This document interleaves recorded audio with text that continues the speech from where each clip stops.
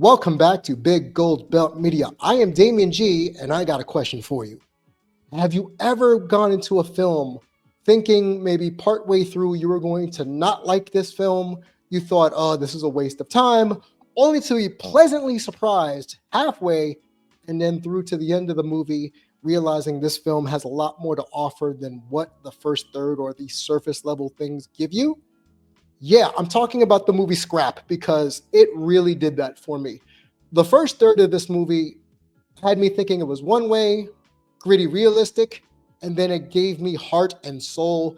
And I did not expect to have that in spades in terms of this movie. So big shout out to the writer, director, and main star of the film, Vivian Kerr, for flipping it on its head and making me take notice. And I know it's going to make a lot of you take notice as well, because this movie was emotionally stimulating and very relatable on so many different levels, as it takes the character of Beth as she goes through life being a single mom to a wonderful girl named Birdy, and the litany of friends and family that help her through the trials and tribulations, and the relatability of the character, knowing that these are things that a lot of us potentially could go through when either A, we're forced to grow up faster than we want to, or B, we are going kicking and screaming into adulthood and we still want to maintain our free spirit and we don't know what the hell we're doing.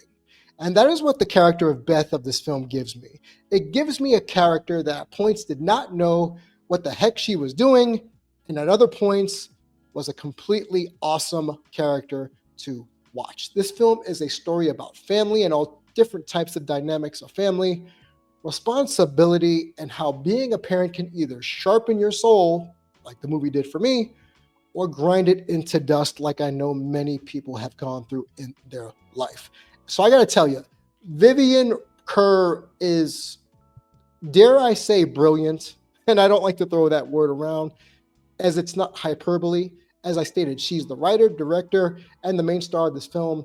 And honestly, she does all these things incredibly well, from the cinematography, from the to the pacing, to the portrayal of a single mom going through some stuff and trying to navigate life as best as she can without letting her daughter know that they're going through some stuff. So if you want a first-person view into family dynamics on trying to do your best and having a big support system, this film is for you. So I want to talk a little bit about family and the family dynamics, as I referenced earlier.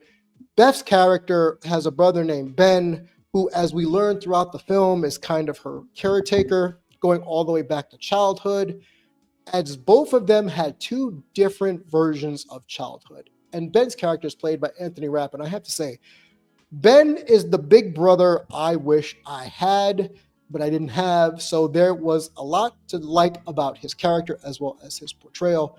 They have a very interesting dynamic, Beth and Ben. And yes, and then when you put into the conversation of Beth's daughter, Birdy, the triple Bs, I don't know if that was meant to be that way, but I kind of like it. This movie is a testament to a modern family, and I don't use that term lightly or tongue-in-cheekly for the show. Scrap isn't just a paint-by-numbers story of life, right? It's not a paint-by-numbers story of how to be a successful parent. No, there are pitfalls, there are ups, there are downs. And I have to tell you, as I'm doing this review, I am reminded that Vivian's portrayal of Beth took me through a gamut of emotions, and that is the mark of a really good actor, okay? The fact that I could despise the character of Beth for the first third of the film, and then inevitably start to feel for Beth, and then want to give Beth a big old hug and a high five by the time this movie was over, is something not many people can do. So I was very pleased to see this film as it played out. And I'm glad I stuck with it after that first, as I said, original third part of the movie. Beth became likable as this film went on.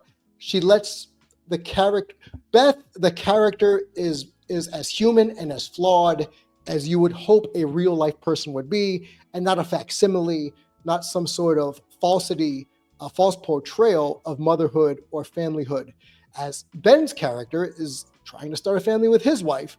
And as I said, all these characters and all these storylines, these beats tend to intersect at the main goal and point of family. And I'm not trying to sound like Dominic Toretto, but that term and that word and that phrasing and that meaning is pertinent throughout this entire film. And I got to say, again, I was very taken aback and pleasantly surprised because, man, when you watch what Beth has to go through, from trying to find stable work, from trying to navigate things with her daughter, with her daughter's father, with trying to balance things with Ben and reconcile the beef that they may or may not have had during their childhood and growing up. That's a lot to process in over 90 minutes. And I give the actors tons of credit because there are people in this world that can't get along for more than 10 seconds that just happen to be siblings. But Ben and Beth's portrayal is something that you could aspire to, but also has a lot of realism attached to it. And as I said earlier, a lot of heart. The film really shines in the likability of the characters as it fleshes itself out, but it also makes you think about, oh, maybe that could have happened to me. Maybe someone I know could have been the Beth or the Ben, and you wouldn't know their issues unless they communicate. And that's another small thing in this film that we don't get a lot of at the first beginning, because there's a thing called pride. There's a thing called wanting not to be embarrassed by your path in life. And this film, especially in the first half, it goes without saying that both of these characters, both Beth and Ben, my goodness, they are just at each other's throats, but not because they don't love each other, but because one is trying really hard to put boundaries and the other one seems on the surface that they're trying to take advantage. And I got to admit, this is the kind of family a lot of us can resonate with. So I'm hoping when you all watch this film, it'll hit you as well. This just brings a lot to the table, a lot to think about, a lot to process. Each character we meet, as I said, whether it's a coworker, a friend, a love interest, etc., everybody has their own storylines, and that's the central theme of the family expectations versus family reality that a lot of us go through. We know that everyone in this film is dealing with some form of balancing the act of personal freedoms and wanting to do what you want to do versus your duty as a parent, as a sibling, as a brother, as a caretaker, as a husband. There's a lot to process here. And I don't mean to keep harping on it, but the realism, as I said before, could have been gritty or portrayed as just gritty and dark and foreboding. But it's really refreshing to see that people are portrayed as real, even on film. And it's one of those things I hope a lot of you will enjoy. The film really got me in those moments, and it could have gone down the rabbit hole of just melodrama, but it doesn't. It sits with you. You're able to see the middle ground, no matter how messy the characters are, no matter what they're going through. As I said, whatever they're balancing, you get to see it firsthand. And though there are moments here of sly humor, sibling rivalry, jerkish behavior, but most importantly, growth.